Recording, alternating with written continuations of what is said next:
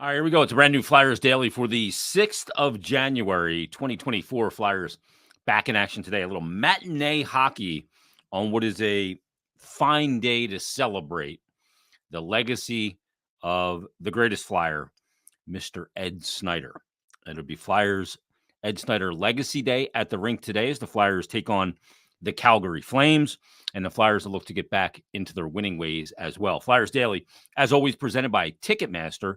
Make more memories live. Flyers, bit of a slide of late, to say it obviously. They've lost 4 games straight, 38 games played on the season. They're now sitting in the 4th spot in the Metropolitan Division, 19-13-6, 44 points, 2 points back of the Islanders, 2 points back of Carolina. Carolina's won 4 straight.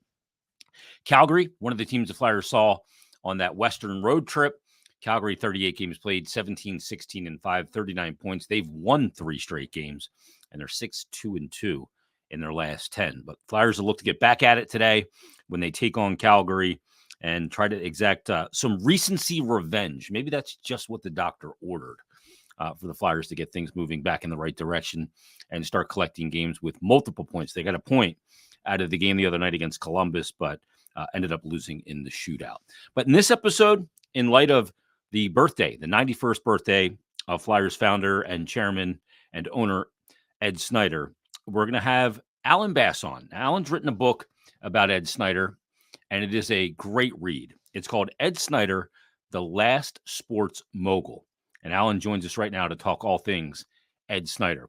Alan, how are you? I'm great, Jason. Thanks for having me on. This book, I think, really opens a lot of people's eyes to more than just the man that we knew that owned and ran the Philadelphia Flyers and built them and took the risk. This kind of peels back a lot of the innovative mind that he had as well, doesn't it? Absolutely. I think one of the most interesting parts of Ed was his business mind. He was an innovator. He was certainly behind the times on certain things, but he was way ahead of the time on the majority of his life. Between the Flyers, between what he did when creating Spectacor, which eventually became Comcast Spectacor, he really had this inkling for what was to come, what was the next best thing in sports, what was the next thing in sports media, and he was pretty much years ahead of everyone else. At this day and age, most NHL organizations and most sports organizations operate as, this conglomerate of various companies that all support each other. But Ed was doing that decades before anybody else was. And I think part of the part of the excitement for me of writing the book and for fans being able to read it is to understand the personality behind that. What drove him as a young guy before he even was involved with the Flyers. Why did he become the way he became? Like, how did that personality kind of evolve over time? And I think it answers a lot of questions that people then have as to why did Ed do things this way or why did he do things that way. I think it really sheds light on his personality, the reasons behind his decisions, and how the Flyers became one of the most respected organizations in sports. Was he a technically savvy, like a technology guy? Because I would imagine he would have been great for the league now too, as they make this voyage from traditional broadcasting to on demand and streaming. I just had a feeling he would be ahead of the curve no matter what era it was that he was kind of running things. Is that because he was a guy that was, you know, leaned on people for vision and took their guidance and put his spin on it and was a bit of a risk taker as well? Sure. I mean, he definitely was ahead of the curve, and part of that comes from the fact that he worked for the Eagles. He ran the Eagles organization for a few Yeah. years before he started the Flyers, and even then, football was much larger relative to the NHL, just like it is today. And so he kind of had an understanding of where football had gone already, and he saw the direction that most sports should go. So back then, there was a reason why he was so far ahead of the curve. Now he remained pretty far ahead of the curve through most of his life. So it's a curious it's curious to kind of talk about what would he be doing today.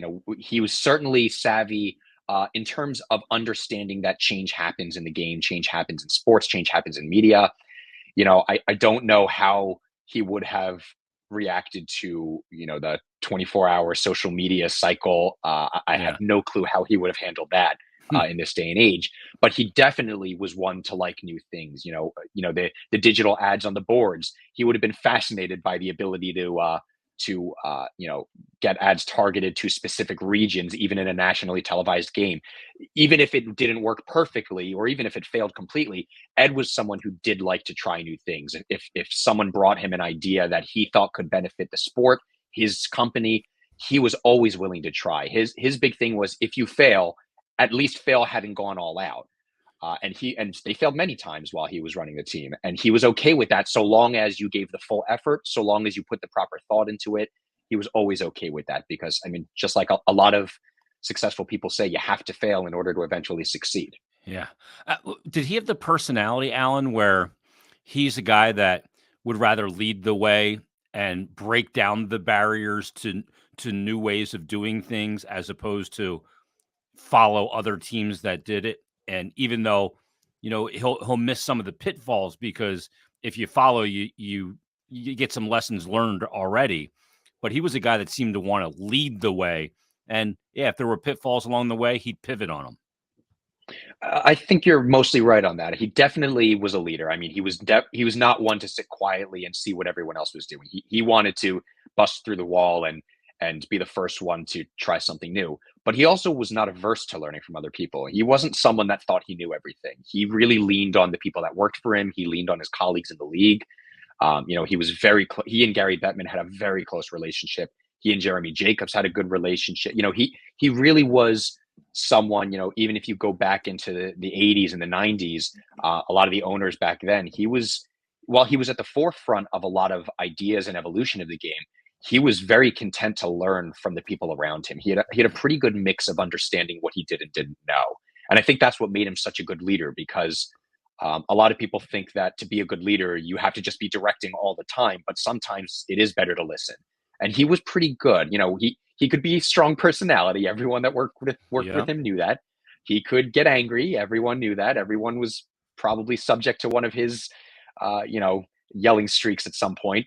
But at the end of the day, he wanted people around him who tested themselves, who tested him, who brought different ideas. And he was certainly not one to think he knew everything. He knew he had to lean on the people around him while he was leading himself. I think that's the best leadership quality you could have. Knowing what you don't know, being curious to learn what you don't know from people that do, but empowering them and cultivating an environment where they feel they can go to you and say, "Here's my idea," and not just have it crinkled up and tossed in the basket because it wasn't his idea. He cultivated that environment of, "Hey, come to me with ideas. Let's do things. Let's push the envelope. Just because this is the way it's done doesn't mean it can't be done better." Right. And in fact, there were a couple phrases he used a lot throughout his life that some people may have heard. The first one was hire the right people and let them do their jobs. Yeah. I know he had an aura around him of meddling, and the decisions were always Ed's decisions. That's what everyone always said. But you talk to everybody that worked with him over the years. Whether it's Bob Clark, Paul Holmgren, or all the way down to somebody in the office that had some menial job. Every single person said that they always, he always asked questions. He always pushed. He sometimes pushed hard, but he never told you what to do. He just wanted to make sure that you were thinking properly about a problem. He wanted to make sure that you were moving in the right direction. But he didn't always know where to go. He didn't know what players to sign. He didn't know what players to draft, but he wanted to know, what is our plan, and is the decision you're making fitting within that plan? So he really was a proponent of finding those right people and letting them do their job. But he also had to be around often and ask the questions to make sure that it was still the right people in place. You fire a lot of people when you own a sports team. He also had another phrase that I like. I actually use in my day-to-day life in my businesses. He said, "A fish stinks from the head." And his point was that if there's a problem in the organization, even if it's not technically his problem, he's the one at the top and he's the one that is responsible for it. And I Yeah. think that is an excellent, excellent lesson in leadership, because no matter how big or small your organization, if there's a problem in it, the buck stops at the top. So Yeah. even if something wasn't Ed Snider's fault, Ed was happy to take the blame for it, because he knew at the end of the day it was his organization. I know he was asked one time about a deal that happened or a player, and they asked if it was him that pushed for it, and he said, "If I had to do that, I wouldn't hire a general manager. What's the point in me hiring that guy if I'm not going to let him do his job?" But you're right, he was demanding, and he wanted to know that there was a well thought out plan in place, which I think is really interesting with where the team is now, Alan, because I did the top 5 storylines of the calendar year 2023, and a lot of it was the transition from Chuck Fletcher to Danny Briere and Keith Jones, the cultural aspects of that from Dave Scott to Dan Hilferty. But the single biggest storyline to me is the fact that the ugly red line is no longer slicing the Flyer logo in half at center ice. Ed Snider never would have had that. He had two. He did not want his logo desecrated by the red line, even though teams all over the NHL do it. And that's tongue in cheek because it's just symbolic that the organization is getting back to the standard for which he operated. And I don't mean just operated from a business standpoint. I meant from a personal standpoint with his employees, the way they're treated, the way their families are treated, the way their kids, the way their parents, players, all of them. That standard is coming back, and it's been sorely missed, even though it hasn't been very long that it hasn't been around. Yeah, absolutely. And it's been really fascinating to watch the evolution of the organization since that first press conference with Jonesy, Danny, Dan Hilferty, and John Tortorella. It's been fun to watch because Torts was already putting the pieces in place in the last year to really players are responsible for their actions, whether it's on ice or off ice. Really trying to create. I know he doesn't like using the word culture. I'll use the word culture. It's really establishing that in the locker room, but also in the offices and in the hallways of the organization. There's Yeah. hundreds of people that work for this or for the organization Comcast Spectacor and the Flyers, and you need that culture from the top down. Again, fish stinks from the head. Even if it's not the person's fault at the top, if there's a problem, it ends up at the top of the organization. And so I think Keith, Danny, and Dan have done a really great job of making sure they're not trying to be Ed Snider, because you can't be somebody else, but they're taking the lessons from Ed Snider of establishing a really wonderful culture, showing the fans how much they truly care about this team. But then they're using that within the realms of the modern NHL, because even just 8 years after Ed's passing, the league is way different than what it was then. And it's much different from where it was 50 years ago when the Flyers won the Stanley Cup last. So you do have to move forward and evolve with the times from a personnel perspective, from a player perspective, and even just from a corporation perspective. And I think they've done a good job of balancing that so far, of getting that culture back without going back and living in the past. I think you want to balance that properly. You want to celebrate the past and you want to honor the past, but you still want to move forward. Exactly. Yeah, you respect it, but you use the core elements of his belief system. Not in the way the game is played. You can't go back to the Broad Street Bullies and fighting everybody, and it's just not the game today. And I think the thing that's really interesting too is I feel like John Tortorella has talked about this. At some point in this rebuild, they'll be ready to woo free agents again. And you look at Philadelphia, and we've seen so many athletes come through this town in all the sports. Guys like Darren Dalton, who made this his home, or you look over the years, there's Chris Therrien's made it his home. John LeClair's made it his home. They reside here after they play because of they connect with the city, of the sports city. And a lot of them grow up here in a lot of ways. But what Ed Snider did, I think, was the way he treated families of players and, their kids in the family room and, all of those elements, respect them as humans is a big thing that goes around in circles of agents and players when they're considering where they're going. And he was way ahead of the curve in that regard. Yeah, I mean, if you go back into the late '60s and the early '70s when he and his wife Myrna were running the team, I mean, they always joked that that Ed was the heart, but Myrna was the soul of the organization. And the running joke was that people in the hallways would say, "Hi, Myrna. Hello, Mr. Snider."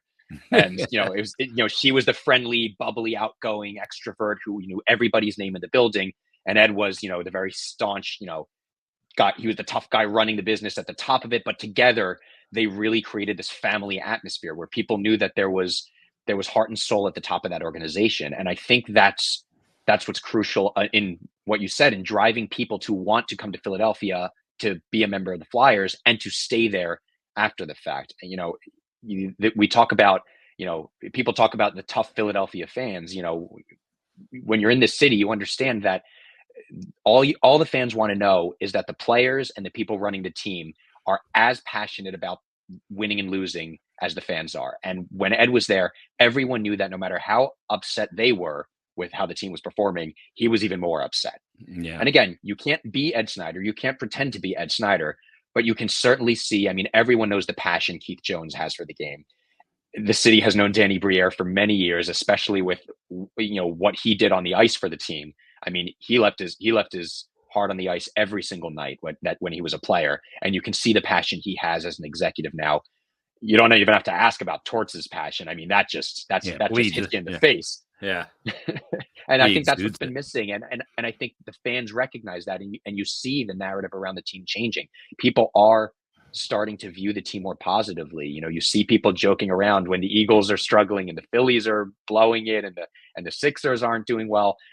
People are joking, oh, look, it's the Flyers time again. They're the best performing team right now. And it's funny to see how that all kind of comes full circle at the moment. Yeah, the dichotomy, how it's shifted. You can build a culture, take years and years and years to build it. You can tear it down rather quickly.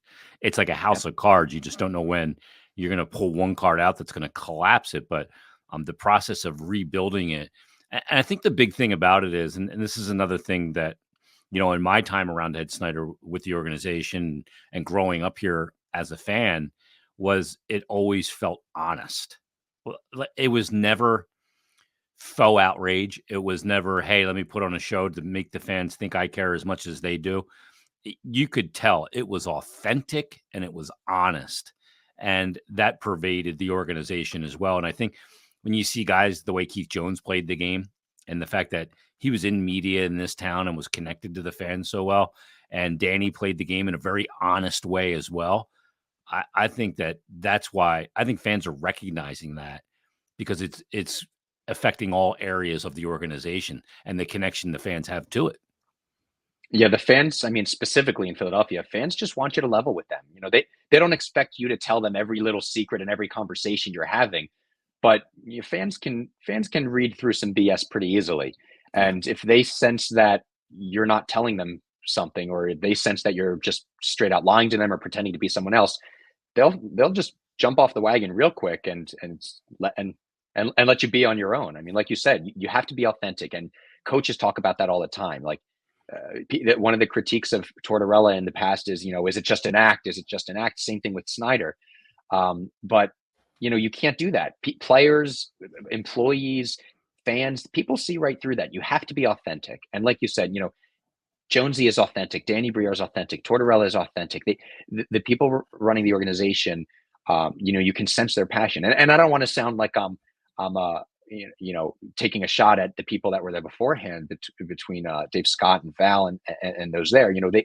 They had a tough job to do. Anybody following Ed Snider's footsteps, it was an impossible position to be in, because there were issues that had to be fixed within the organization. Ed was not a perfect man. He had flaws like all of us do, and there were things that had to get fixed, and they did the best they could. But you see what Jonesy and Danny and Dan Hilferty are doing, and that it's moving in the right direction. And I think fans see that as well. You never want to be the man that follows the man. You want to be the man that follows the man's man. You know what I mean? For sure. For sure. It's a big set of shoes to step into, and it can overwhelm you and affect your decision making as well. As you see the organization, celebrating Ed Snider Legacy Day with the game against Calgary, and kind of re-embracing all of, the traits and standards that he operated with, and the fans recognize it as well. I get a thrill out of it, because I remember 2010 when they won the conference final in that game 5 over Montreal. And I remember he came on the radio with me during the post-game show, and he was just so thrilled they were going back to the cup. And I can, in my mind's eye, I can capture that feeling standing with him and talking to him, and just you could feel how proud he was that he was going back to the pinnacle of the NHL again, and just how thrilled he was, not for himself and his business, but it was for all the people in the organization that bust their hump every day. Like, he genuinely, like, they deserved it, and he was thrilled that they were getting a taste.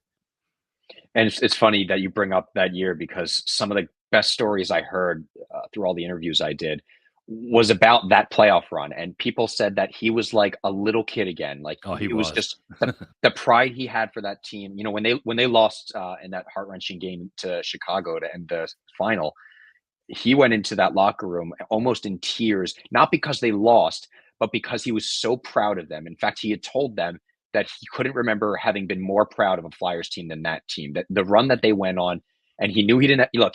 He was still doing all right at that point, but you know he was getting up there in years, and he had a couple health problems, and he wasn't sure if he'd ever see another Flyers Stanley Cup win. You know, obviously it turned out he did, and even get to see them get to the final one more time. And he made sure that he took the moments to enjoy that. You know, he flew with the team to Chicago. He took the team out to dinner. That he was having fun with them. He had a song that he would dance with Billy Leno after every win. You know, that Yeah. he had fun that and I mean, we all remember that year Philadelphia turned orange. They just fell head over heels for that team because of the passion, and it comes from the top, and it went through the locker room, and that's what the team's trying to get back now, and they're definitely on the right path. Yeah, that's funny that you say that because he let his hair down. Now, he did let his hair down with that group, and I think that group reminded him a lot of those 70 teams. A guy like Mike Richards, had a lot of Clarky traits to him, and he's just the willing to sacrifice and do whatever it took for the team. And I think he was just gutted for those guys in that locker room, knowing what they poured into that, the comeback against Boston, and the way it all played out. There's some people, that high profile people that worked in the organization that really meant a lot to him. And Gene Hart was one of those guys. He had such trust in Gene Hart to be his lead communicative voice for this organization. Um, what was that relationship with him and Gene like, because I think that they were just so important to each other. So yeah, Ed had a soft spot for anybody that gave their life to his organization. Yeah. He certainly had a softer spot for the people early on because his financial life was teetering on any daily basis up through like the late '70s, pretty much. He had sacrificed everything and mortgaged his entire life to get the team saved in '67, and the people that came to Philadelphia, Joe Watsons, the Bobby Clarks, the Bill Barbers, the The Gene Harts, pillars. the pillars, the people that it wasn't just about winning a Stanley Cup. It was that they were the ones that gave him his success. He knew that. He knew that he wasn't just one guy who was so brilliant that he built it all himself. Without a successful team, even if they hadn't won Stanley Cups per se, without a successful team, it would never have worked, no matter how passionate he was. And those guys gave their all to the city. They gave their all to the organization. Most of them still live in the area, like you said. Specifically with Gene Hart, I mean, he had a great relationship with Gene. And there's a great story that I believe Gene told in his book during the '76 Soviet game. That whole week, they had a bunch of events, and there was a banquet, and there were dinners. And Ed knew he was going to have to make a speech, and he had asked Gene because Gene was in the army and knew some Russian, and he asked Gene how to say, good luck to everyone on Sunday. And Gene told him how to say it, and he was practicing all week. And every time he passed Gene in the hallway, he would say it for Gene, and Gene would say, "Great job," and I'm ready to say this. And then he got up to speak, and he's facing his Flyers organization and all these Soviet players, which of course he vehemently hated. And he said his speech and then ended it without saying the line. And then when he got down, Gene kind of looked at him funny and had grabbed him by the lapels and said, "I remembered the line. I just couldn't look those guys in the eye and tell them good luck on Sunday." Not against my team. So, and he really just he loved having that relationship. You talk to some of the executives that worked with him through the '80s and the '90s and the Yeah. 2000s, and it was like they were such close friends. He really, if you gave the loyalty to Ed, he gave it right back to you in full. Yeah. Is that his greatest legacy, Alan? I think his greatest legacy is Snider hockey, honestly. I mean, I agree. the Flyers, the success of the Flyers or the failure of the Flyers at any given time, really at the end of the day has no bearing on the lives of people in the city. But Snider hockey, I mean, what they've done is just unbelievable. I mean, and the proceeds from the book go to Snider Hockey. Yeah. So, obviously I would encourage everyone to purchase a copy, not just for reading it, but to support a wonderful organization. I mean, he left them so much from his estate so that they could run forever, basically. And they do such incredible work over there. I know they're involved with the game as well. They were involved in the game on Thursday, and they're going to be involved with Saturday's game as well. I think the effect that has on the city is more than anything the Flyers themselves could ever do. And that's not a testament. That's not a shot at the Flyers. It's a testament to what a great job Ed and Scott Tharp did in building that organization, in building that nonprofit. Yeah, it is a finely run machine, and the way that they have grown the game and affected communities that they would never have affected had you not cared enough to do it, and they did, and put their money where their mouth is. It's a great legacy to have for sure. Alan, where can people get the book? Amazon? Where else? They can get it at Amazon. It's in some of the local bookstores here, anywhere books are sold. It's a fantastic read, and I know we're just past the holiday season, but still a gift you can pick up for yourself. Ed Snider, The Last Sports Mogul, and we appreciate the author and writer, Alan Bass, for coming on this episode of Flyers Daily. Alan, thanks for doing this. Enjoy the game today, and we'll be back tomorrow. We'll recap Flyers and Calgary Flames on another brand new edition of Flyers Daily.